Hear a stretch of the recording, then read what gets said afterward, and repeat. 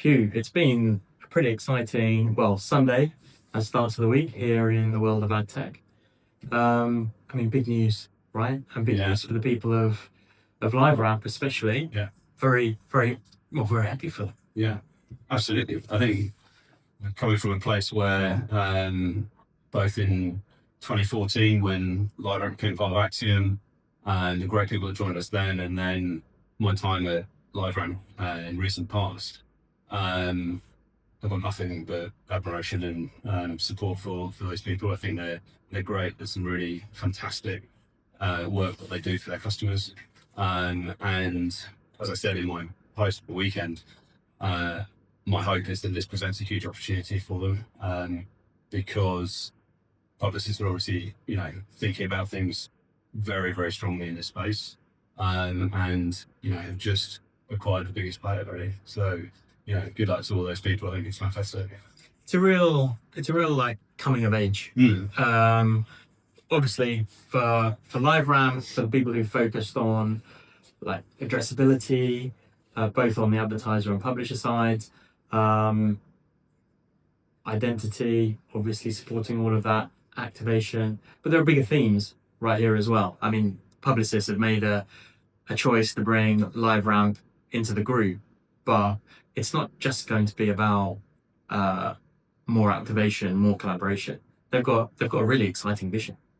Yeah, I think when you look at the acquisitions that we've made over the last, whatever it is, sort of 5 or so years with Epsilon and Citrus and Lotimi and so on and so forth, they're really clear about what they're putting at the core of what they think is the future around, the value of data and media. But also, I think they're completely, mixing up the agency model.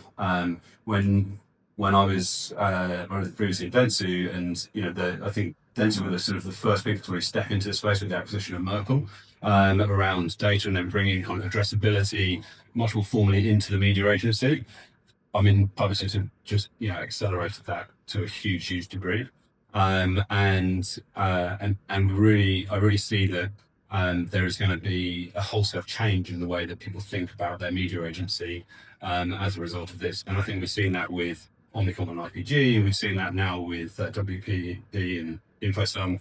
All of these things have got more time to play out, of course, but it's going to be really interesting to see how almost like the lack of independence impacts the market, and how Publicis really kind of use this as a further catalyst for growth. I think we have to pick up on independence and the topic of neutrality, which LiveRamp have talked and executed on so brilliantly.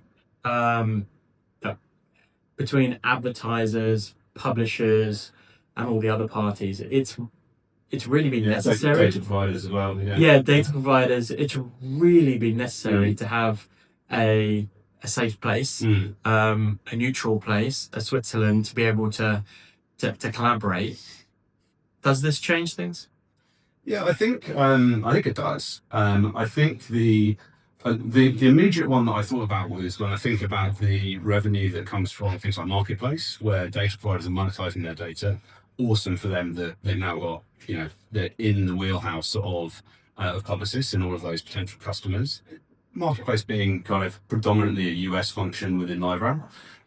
But does that then mean that their customers that are with other agencies, where those agencies are in charge of the media buy, will that mean that those agencies start to kind of move away from where that data has been purchased from? I'm sure these are a lot of the questions that are going on inside both the data owners, providers, and also those agencies. So where do we go and get the right data sets to power to our media now? So that will be a big thing, no doubt. But it's questions going on. I think from the point of view of the first party data and the core and sort of LiveRamp business of around sort of like legacy onboarding part of the business, that's going to be really interesting as well. And brands have entrusted LiveRamp with their data for a long time. And I think, they go through, rigorous processes to allow that data to reside in LiveRamp infrastructure. Does that change anything in those organizations? What questions are going to be asked at the CTO, CIO level when all of my data is copied into that infrastructure and it's now owned by what really is, at its core, a whole code of multiple different functions and capabilities? And I think again, I'm sure Publicis with the other acquisitions they've made have seen that play out a bit in how brands have reacted. But this is going to be a really interesting one because of the volume of data that LiveRamp processes, LiveRamp hosts on behalf of customers. It's going to be super fascinating. Yeah. Thinking about advertisers and perhaps retailers in particular, I think collaboration has accelerated massively over the last few years, with retail media hitting, we would think, like a genuine level of maturity, both technically and commercially. LiveRamp has been like an excellent driver of that agenda. What questions may or may not be being asked right now?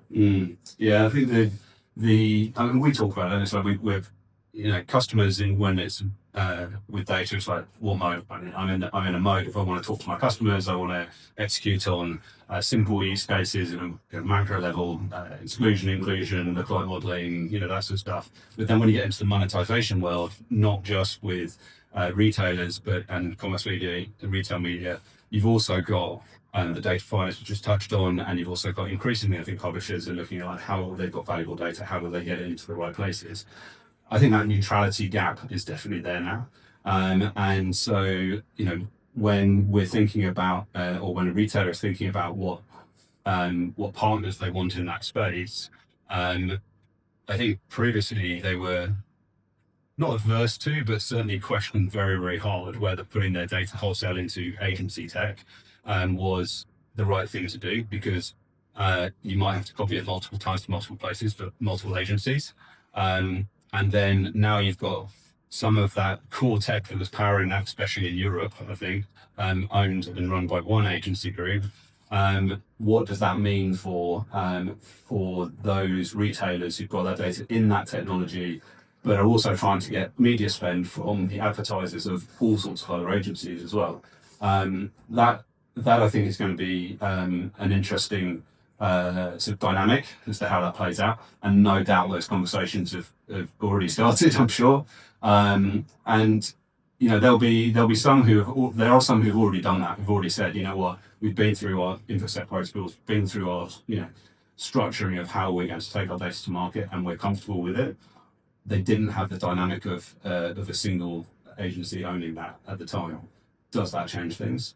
And if they were using one technology to get their data to those places, then I would guess that that's going to create quite a few questions internally as to how they operate moving forward. I also think there's a broader question in retail media around, and actually saw Claire at SMG wrote about this, about the fact that the maturing of those retail media environments has definitely happened, but the challenge of access to data, which is the real thing, right? Actually, really outside of the US, only really supports the biggest retailers, because actually that's where advertisers can get a critical mass of, critical volume of data against their audiences in order to buy media, which then starts to be really challenging for maybe some of the smaller players. So that's where I think the smaller players are starting to go, well, actually, maybe I do need to think about where I put my data in agency tech. I think then you need to think about control. How do you make sure that the pipeline between your infrastructure and agency or advertiser infrastructure is really controlled? And I think that's going to be an interesting dynamic, as we know a lot of that data is structured in places, like everyone's got it in similar places, cloud and warehousing, right? I think that's going to be a really interesting dynamic as to how people start to rethink how their owned infrastructure starts to play a role in monetization of data and getting data into media, as opposed to licensing a platform, copying it over, and so on and so forth. That's not to say they won't continue to use those platforms. I think there's just an opportunity to add a layer of control and orchestration in the middle. I think it's fair to say that the industry WhatsApp groups have been they've been on fire, right? Yeah, relentless, I would say. Both in UK and Europe, but also in North America, maybe where this is an even more straightforward play. I've seen overwhelming optimism, like both happiness for the teams at LiveRamp, but also for the rest of the ecosystem. One of the major themes that I picked up on is that in the further quest for independence and neutrality, there's going to be an opportunity to reallocate some of the money which is taken at the various stages of onboarding and monetization, data onboarding and monetization. This is going to shake things up, isn't it? And fundamentally, it's going to change a lot of those conversations at Cannes this year as well. Yeah, I think that's going to be super interesting. I think the gap of neutrality is definitely there for the taking now. I think there's multiple ways in which different parties can look at it. Whether you're a DSP looking to work directly with a retailer because actually you need to in order to bypass something that's owned by an agency, whether it be looking at how you enrich and enhance your capabilities in order to solve for those gaps as well.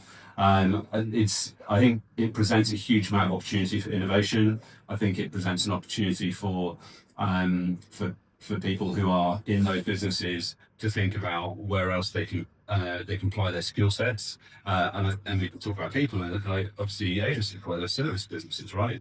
And software technology businesses, we operate in very different worlds from the point of view of how things work, but also in these technology businesses where they're offering multiple services, there is a service layer. Does that service layer get absorbed into the main agency group as well? That's going to be really interesting to see. Well, actually, does measurement, for example, the skill set, the data science, the sort of proprietary insights that come from that actually then deploy across a much broader range of customers that maybe couldn't get access to it previously? That presents a huge opportunity, but maybe only within one agency group. So fair play to Publicis.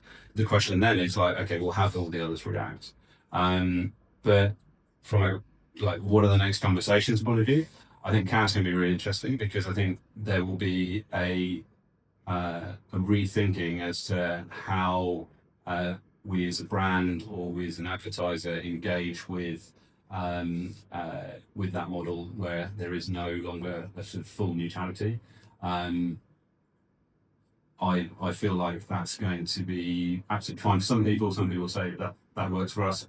But then obviously the other media agencies will be whispering in people's ears, so there's more to be had here. So lots to play out for sure. It's great talking about this. Later on this week, we're going to get comment from some of our advisors. Paul Wright, ex-Uber Ads, has got loads of perspectives on this, has been watching this ecosystem develop over the past decade or so. There's so much to say. So looking forward to getting into it with him and hoping to catch Steve Simpson, ex-Dentsu, thinking about Publicis, of course. Yeah, and Publicis. And exactly. And on some of those themes which you talked about. So of course, retail media with Paul, but how this is, may or will change the fundamentals of those whole code dynamics. It's super interesting. I also think Fran's perspective from a publisher point of view is going to be really interesting. Like, what is this? With ultimately we know the valuable data is the most valuable is your first party data if you're a brand lucky enough to have that first party data. But the place where collaboration really happens, where you really understand the consumer, is in media.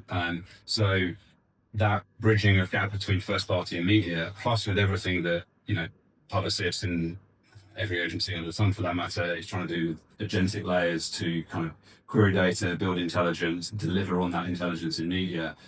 If you're missing one or both of those two data sets, or you're struggling to get hold of them because, as far as I'm aware, the walled gardens aren't handing over data, then that's going to be interesting. So how do publishers play a role in order to maybe take advantage of this in this space as well? So Fran, I think it'd be great to hear from him. Superb. Hugh, thanks so much. Thanks, Rob. It's been great talking.